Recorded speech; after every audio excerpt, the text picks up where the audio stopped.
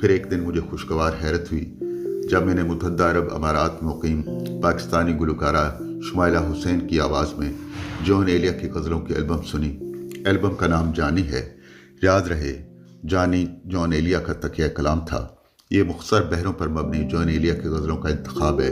دل فریب کمپوزیشن اور سحرانگیز اسلوب، آواز بے حد شیریں اور انداز حد درجہ منفرد۔